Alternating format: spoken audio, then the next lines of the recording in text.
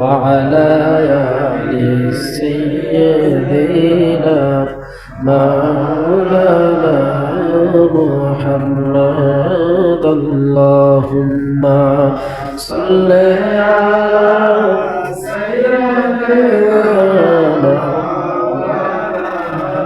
محمد وعلى آل سيدنا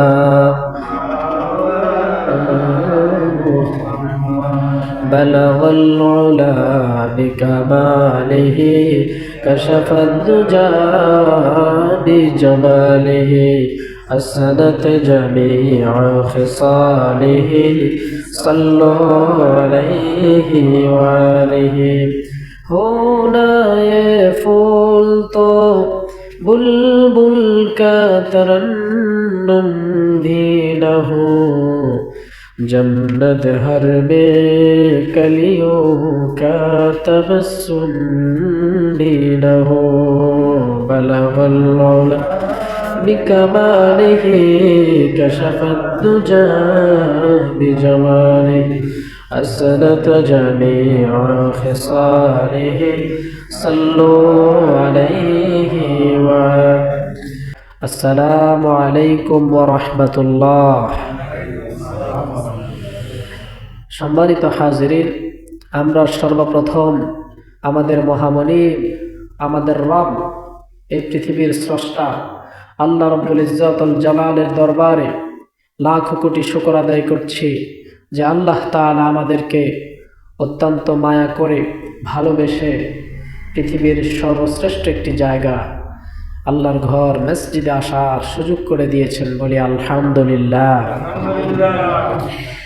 আমরা দুরূদ ও সালাম পাঠ করছি বিশ্ব মানবতার মুক্তির দূত নবিয়ুল আম্বিয়া ইমামুল মুরসালিন সৈয়দুল মুরসালিন জনাবে মুহাম্মদ মুস্তাফা সাল্লাল্লাহু আলাইহি ওয়াসাল্লামের উপর।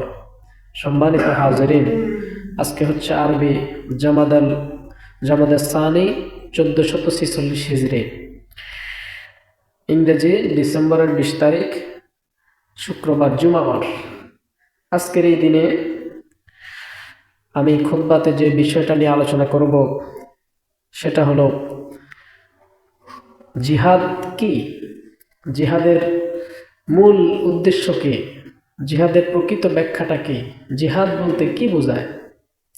আল্লাহ তাআলা সূরা আস-সফ, এই সূরার ভিতরে আল্লাহ পাক বলছেন, ইয়া আইয়ুহাল্লাযীনা আমানু, হে যারা ঈমান এনেছো, হাল আদুল্লুকুম, আমি কি তোমাদেরকে এমন একটা জিনিসের কথা বলবো, আলা তিজারাতিন, আল্লাহ পাক উদাহরণ দিচ্ছেন, এমন একটা ব্যবসার কথা কি আমি তোমাদেরকে বলবো যেই ব্যবসা করলে তুনজিকুম মিন আযাবিন আলীম, তোমরা জাহান্নামের আযাব থেকে মুক্তি পাবে এবং তোমরা লাভবান হতে পারবে, এমন একটা ব্যবসার কথা কি তোমাদেরকে বলবো?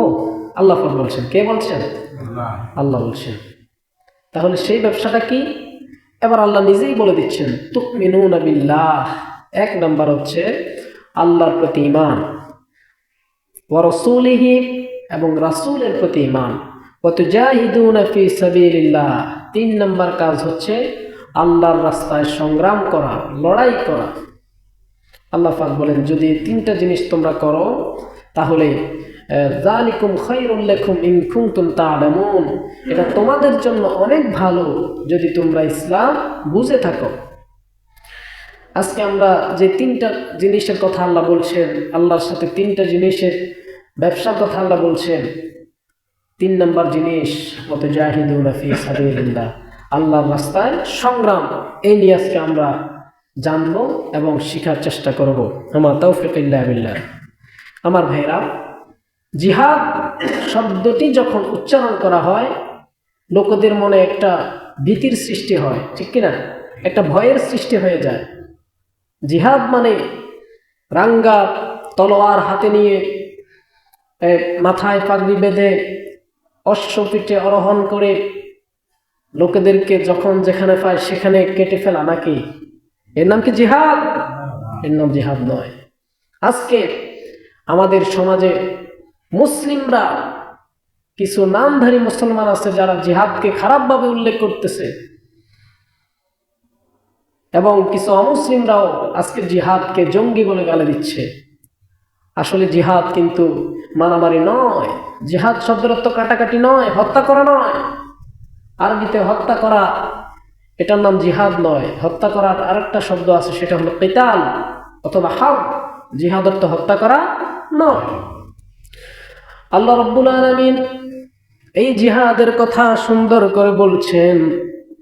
এই জিহাদ অর্থ হচ্ছে সংগ্রাম করা।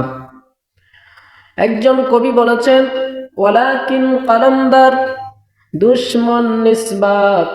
যখন কোন দুশ্মন ইসলামের বিরুদ্ধে কলম দিয়ে লিখবে, সেই কলম দিয়ে লেখাকে কলম দিয়ে লেখে প্রতিবাদ করাটাই হচ্ছে কলমের জিহাদ। কলম দিয়ে পেপার পত্রিকায় ইসলামের নামে সমানে উল্টাপাল্টা লিখবে, সেটা প্রতিবাদ করাটাও কি জিহাদ।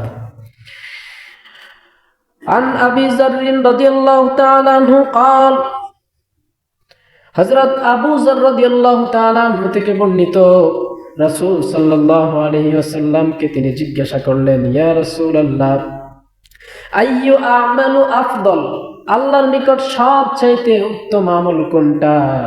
রাসূল বললেন, قال رسول الله صلى الله عليه وسلم الإيمان والجهاد في سبيل الله।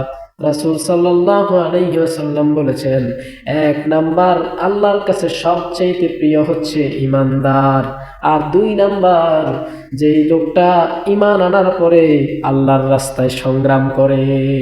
এই দুইটা আল্লাহর কাছে প্রিয়, ঈমান এবং আল্লাহর রাস্তায় সংগ্রাম। তাহলে জিহাদের পরে, ঈমানের পরে কি সংগ্রাম? সংগ্রাম করতেই হবে। রাসূলুল্লাহ বলেছেন, দুই ফোঁটা চোখের পানি আল্লাহর কাছে সবচাইতে প্রিয়। এক হলো জিহাদের ময়দানের রক্তের ফোঁটা, আর আরেক হলো অনুতপ্ত বান্দার চোখের পানির ফোঁটা। সুবহানাল্লাহ। আমার ভাইয়েরা, কিছু মুসলিম আর জিহাদকে খারাপভাবে উল্লেখ করতেছে। তারা মনে করে জিহাদ মানে কাটাকাটি, জিহাদ মানে মারামারি, জিহাদ মানে সন্ত্রাস, জিহাদ মানে জঙ্গি। কিন্তু আসলে বাস্তবে তা নয়। বাস্তবে কি তাই? না, তা নয়। আমার ভাইয়েরা, জিহাদের পারিভাষিক হলো যে কোনো উদ্দেশ্যকে সফলতায় রূপান্তরিত করার জন্য প্রাণান্তর চেষ্টা করা। আরবি নাম হচ্ছে জিহাদ। আমার ভাইয়েরা, এই জিহাদ শুধু মারামারি আর কাটাকাটি নয়। জিহাদ বিভিন্নভাবে করা যায়। কলম দিয়ে লেখা হচ্ছে কলমের জিহাদ, আল্লাহর রাস্তায় অর্থ খরচ করা হচ্ছে অর্থের জিহাদ, এবং দুশ্মনের বিরুদ্ধে কঠিনভাবে হুঙ্কার দিয়ে কথা বলাই হচ্ছে বক্তব্যের জিহাদ। আর যখন কোনো দুশ্মন ইসলামের উপর আক্রমণ করবে, অস্ত্র দিয়ে আক্রমণ করতে আসবে, সে অস্ত্র দিয়ে অস্ত্রের মোকাবেলা করাই হচ্ছে জিহাদের পূর্ণাঙ্গ রূপ। ঠিক কিনা? জিহাদের পূর্ণাঙ্গ রূপ হচ্ছে যখন অস্ত্র নিয়ে আসবে, অস্ত্র দিয়ে যখন মুসলমানকে মারতে আসবে, মুসলমান সেটা প্রতিহত করবে। এটাই হচ্ছে জিহাদ। ঠিক কিনা? আমরা দেখেছি উহুদ, বদর, খন্দক যত যুদ্ধ হয়েছে, সব যুদ্ধে কাফেররা আগে মুসলমানদেরকে মেরেছে। ঠিক কিনা? তারপরে মুসলমানরা প্রতিহত করতে পেরেছে। আল্লাহ রাব্বুল আলামিন বলেন, এই জিহাদ আমি ঈমানদারদের জন্য, মুমিনদের জন্য ফরজ করে দিয়েছি। কি করে দিয়েছি? ফরজ।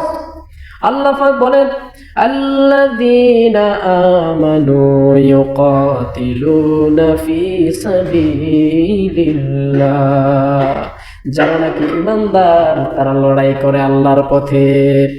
ওয়াল্লাযীনা কাফারু ইউকাতিলুনা ফি সাবিলিহি তাগুত, আর যারা কাফের তারা লড়াই করে তাগুতের পক্ষে। তাগুত কারা? যারা আল্লাহর আইন নিজেরা মানে না, অন্যদেরকেও মানতে দেয় না, বাধা দেয়, এরা কি তাগুত। তাগুত অর্থ হচ্ছে সীমা লঙ্ঘনকারী, যারা সীমার বাহিরে চলে গিয়েছে। নিজে মানি না সেটা ভিন্ন ব্যাপার, কিন্তু আরেকজনকে মানতেও দিব না, এটা হচ্ছে সীমা লঙ্ঘনকারী। হযরত মূসা আলাইহিস সালামকে আল্লাহ পাক ফেরাউনের কাছে পাঠালেন। আল্লাহ পাক বললেন, اذهب إلى فرعون إنه طغى। ও আমার পয়গম্বর মূসা, ফেরাউনের কাছে যাও, কারণ হচ্ছে ইন্নাহু তগ, ফেরাউন হচ্ছে সীমালঙ্ঘনকারী। ফেরাউন তার রাষ্ট্রের মধ্যে কোন পুত্র সন্তান জন্মগ্রহণ করলেই কি জবাই করে দিত, হত্যা করে ফেলত। কেন? ওই ভয়ে। ফেরাউনের শত্রু বলে মূসা নামক একজন নবী আসবে, এসে কি ফেরাউনকে ধ্বংস করবে। ফেরাউন সেই ভয় কি করছে, তার এলাকাতে, তার দেশের মধ্যে যত সন্তান জন্মগ্রহণ করতো সবাইকে কি করতো, মেরে ফেলতো। আল্লাহ রাব্বুল আলামিন এই পৃথিবী সৃষ্টি করেছেন। এই পৃথিবী কার? আরেকটু জোরে বলেন, এই পৃথিবী কার? এজন্য আমরা গোলামি করব কার?